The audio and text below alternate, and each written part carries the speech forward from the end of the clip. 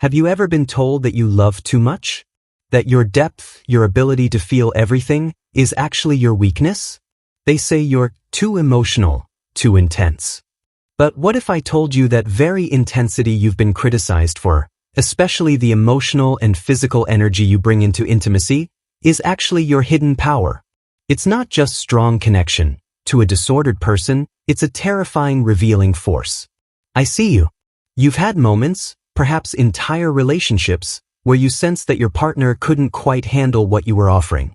You gave, but not just physically, you gave an emotional resonance so pure it actually made them uncomfortable. They enjoyed the sensation of you, yes, but they recoiled from the significance of what you really are.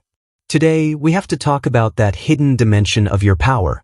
We need to talk about why being an empath makes you sexually dangerous. And no, I'm not talking about manipulation or control.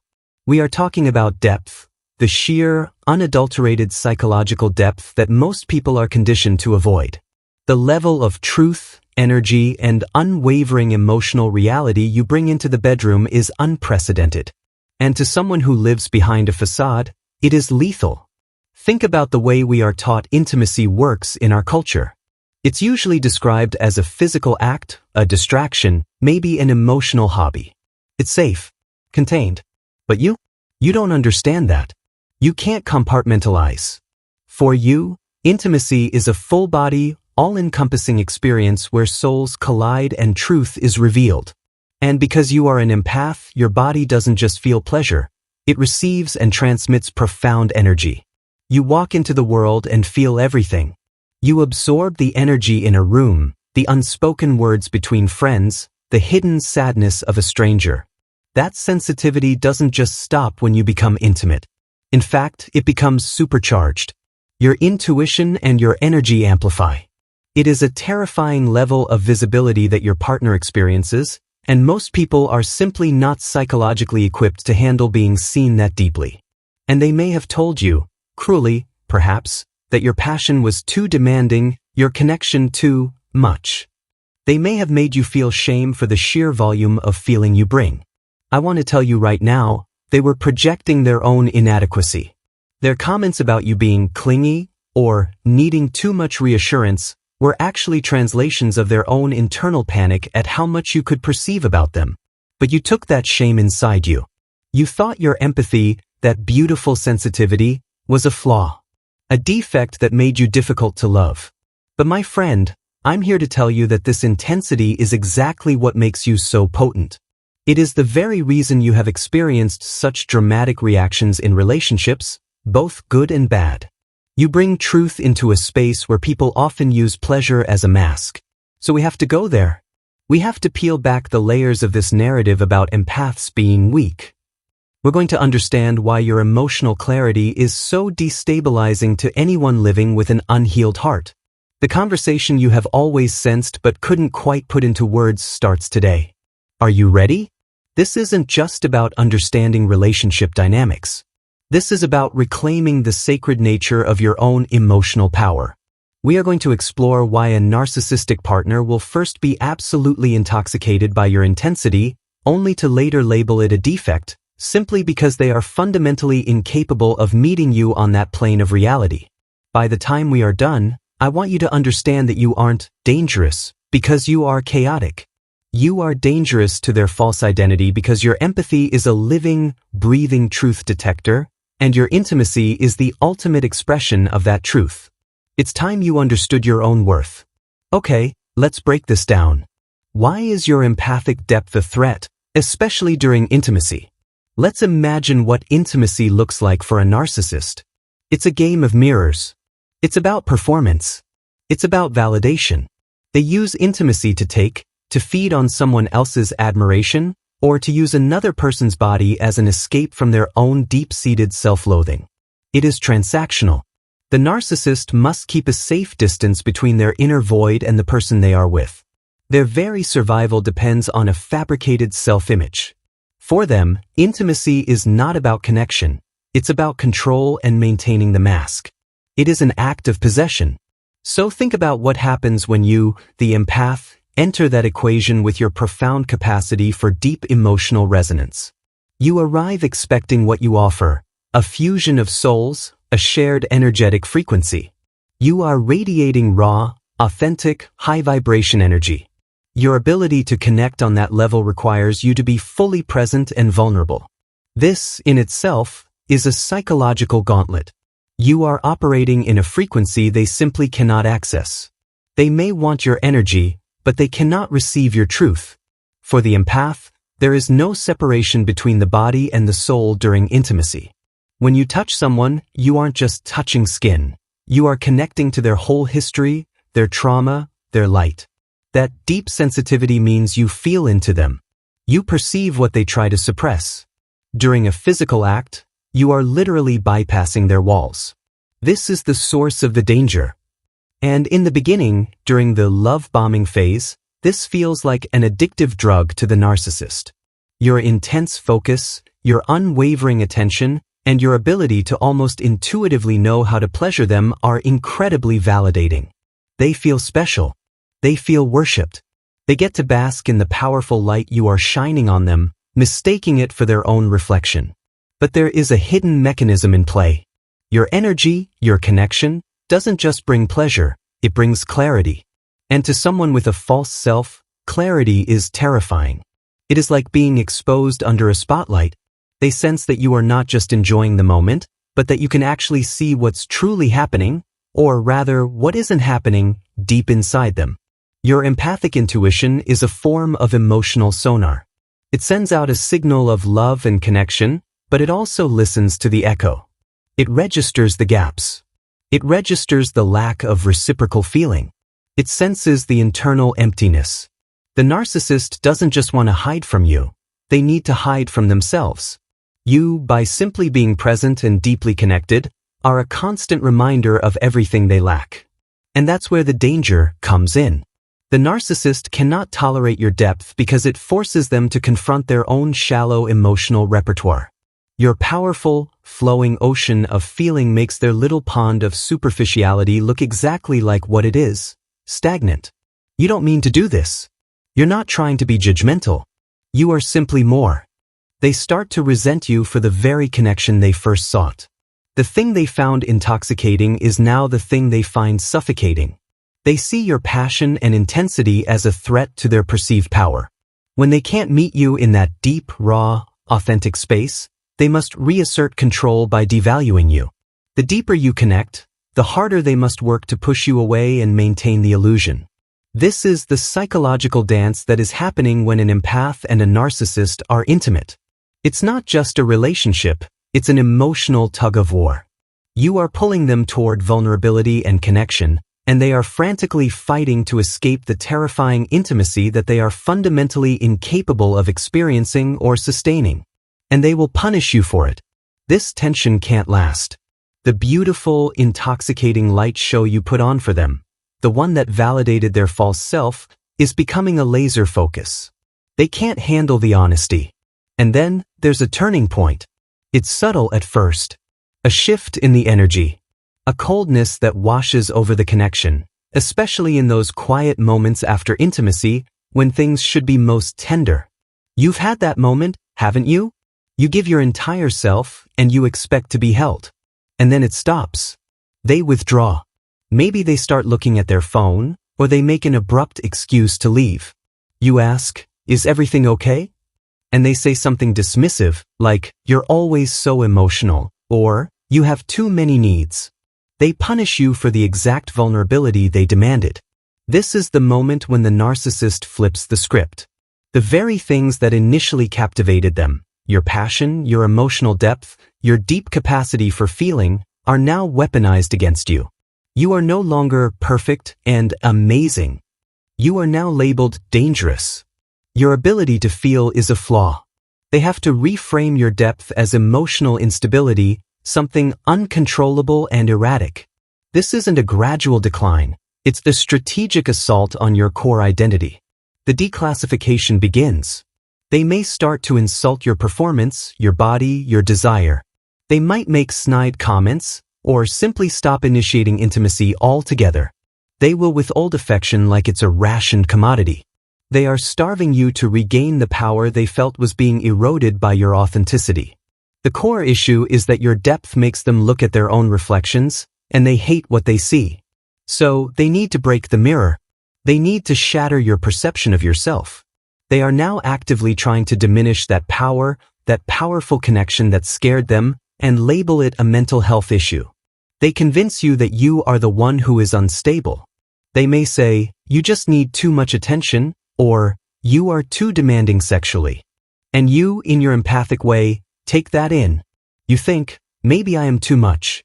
Maybe my desire for true connection is abnormal. You are being gaslit into doubting your own emotional health, all while they reinforce their constructed reality. This is how they avoid their own deep-seated inadequacy. You start suppressing your own intensity. You stop asking for what you need. You dampen your own passion, trying to be good or safe for them. You stop shining.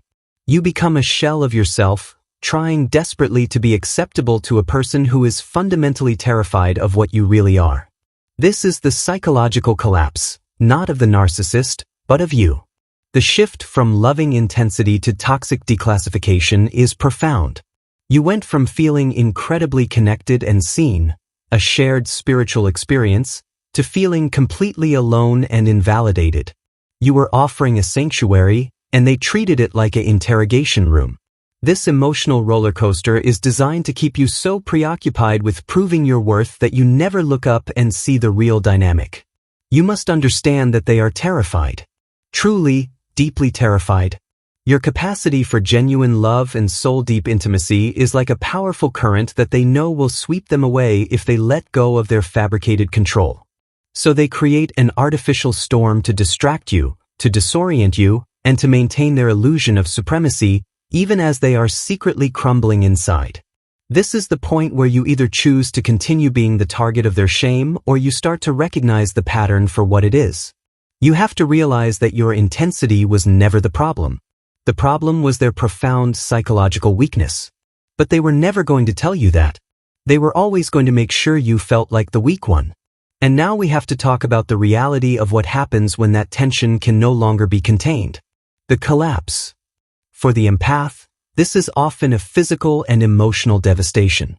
After a period of devaluation and having your most intimate and tender offerings used as weapons against you, you become utterly depleted.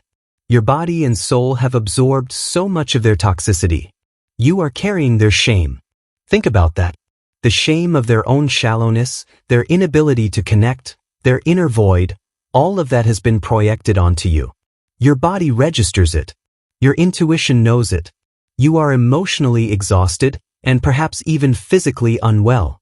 It's the cost of trying to breathe life into an emotionally dead space. Your energy field, which was once so vibrant and strong, is now fractured. Your very sense of self has been undermined. You feel unsafe in your own body, unsafe in your own heart. Your self-esteem has been completely eroded by their strategic devaluation. This is the psychological cost of offering sacred depth to a person who only understands consumption. And what is the consequence for the narcissist? They don't just get to move on unscathed. There is a deep, internal panic that they must manage. They may have secured a new source of validation, but your memory, the ghost of that powerful, true connection you offered, it haunts them. Because deep down, in the silent moments of their false reality, they know they walked away from the real thing. The real connection you offered them was the only chance they might have ever had to heal, to actually face themselves and find true belonging. They chose to sabotage it. They chose the illusion over the depth. And the consequence is that they are left with a deeper, more profound emptiness. Every subsequent relationship they have will be a shallower, colder, and more transactional version of yours. Your presence, your very capacity for true love, has set a new, unachievable standard. No one else will look at them with the same unwavering gaze of acceptance and understanding. No one else will connect with them on that soul-deep level. So they move through their life with a growing sense of frustration, always searching for that intensity again, but terrified of ever finding it. This is the real consequence of playing with fire. The narcissist thought they could take the warmth and the light without the heat of the fire. They wanted to consume your energy without having to face the reflection it cast. But you can't separate the two. And when they walked away, they didn't just lose you, they lost their one chance to be genuinely loved for who they are. You are carrying the weight of having been devalued for your best parts. Your capacity for feeling and connection, the thing that makes you human and alive, is now associated with trauma. Your most sacred gifts have been made to feel like curses. And that is the true tragedy here. But let's not forget where the power still lies. The narcissist may appear strong, but it is a fragile strength. It is a strength born of suppression and denial. You, my friend, are resilient in a way they can only imagine. Your heart has been broken, your spirit has been tested, but you still have the capacity for true love and connection. They can never take that from you. They didn't break you, they just broke your willingness to be a container for their shame. The consequence of them treating your depth as dangerous is that you are now learning to protect it. You are learning to recognize that your emotional intensity is not a flaw to be corrected, but a power that must be honored and respected. This is the first step toward reclaiming your light. So, here we are.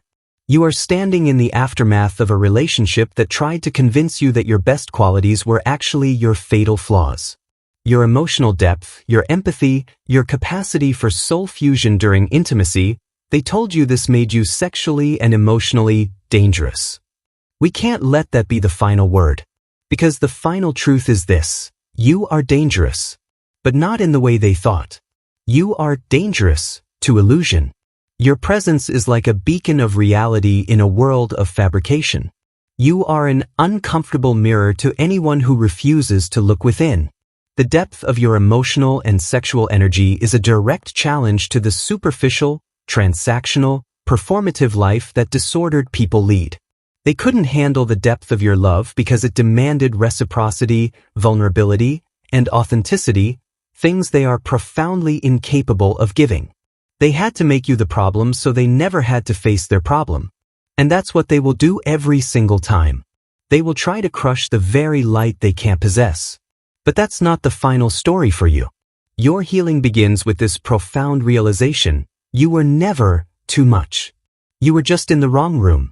Your energy, your resonance, your capacity for soul-deep connection is a rare and precious gift, meant to be shared with those who can not only receive it, but meet you there. You are going to reclaim your body, reclaim your heart. You are going to understand that the intensity you feel is your connection to the divine. You will learn to guard it, to value it, and to only offer it to those who will honor it. Your depth is not something to be managed or minimized. It is your source of strength.